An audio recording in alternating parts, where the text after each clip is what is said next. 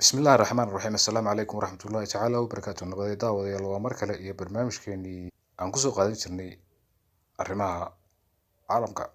Haddaba barnaamijkeenan caawa waxaan kusoo qaadan doonaa qarniyaal badan oo lasoo dhaafay.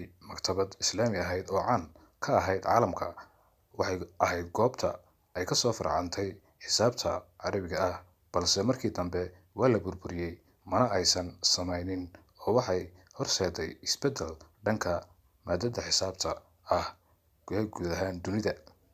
Waxaa la odhan jiray Daarul Xikma. Ma jirto wax ka hadhay maktabadaasi qarnigii qadiimiga ah.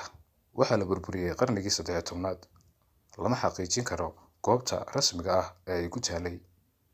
Akadeemidaas qiimaha lahayd waxay ahayd halkii ugu weyneyd ee cilmiga laga kororsan jiray, waxayna ku taalay magaalada Baqdaad xilligii casrigii dahabiga ahaa ee Islaamka. Waana goobta ay kasoo farcantay fikirka iyo cilmiga xisaabta guud ahaan, iyo welibana tan casriga ah, gaar ahaan lambarada iyo astaamaha u gaarka ah xisaabta.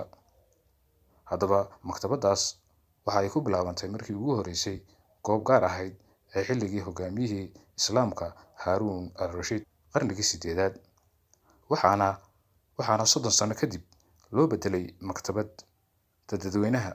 Koox saynisyahano ah oo laga soo xushay magaalada Baqdaad ayaa waxa ay ku daalacan jireen halkaas culumta iyo aqoonta taala, waxaana loo ogolaa dad ka soo kala jeeda diimaha kale sida Yuhuudda, Kiristaanka oo loo ogolaaday inay wax ka bartaan maktabadaas islaamiga ahayd ee ku taalay Baqdaad. Maktabadda waxay noqotay xarun lagu barto maadooyinka kala duwan sida xisaabta, cilmi falakga, cilmiga daawooyinka, kimistriga, juqraafiga, falsafadda, suugaanta iyo culuum kale. Haddaba maktabadaas oo la odhan jiray gurigii xikmadda waxaa la burburiyey markii ciidamada Mongooliyiintu ay qabsadeen magaalada Baqdaad sanadkii 1258 sida ay sheegeen aqoonyahanada. Waxaana lagu soo waramayaa in xilligaasi qoraalladii iyo buugaagtii taalay maktabadaasi ay ku daadiyeen webiga Tigris ee mara Baqdaad.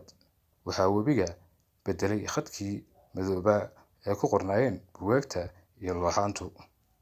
Firminoukais oo ahaa jiray aqoonyahan ku takhasusay cilmiga xisaabta kuna dhashay Talyaaniga sanadkii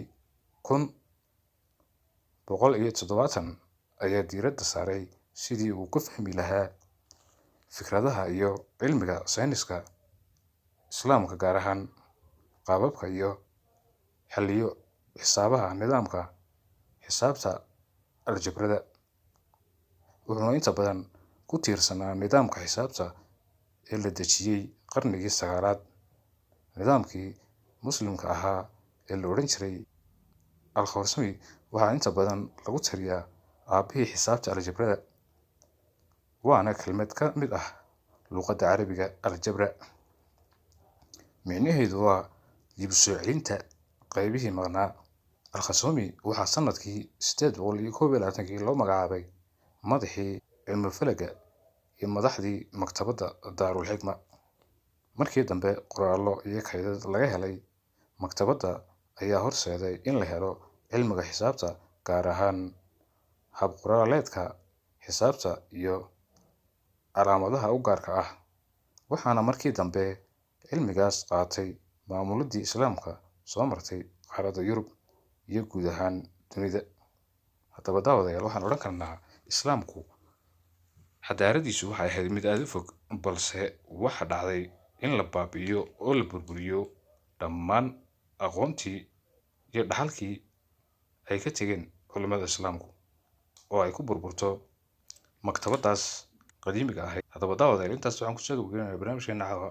waa Maxamed Liil oo idin leh. Wassalaamu calaykum waraxmatullaahi.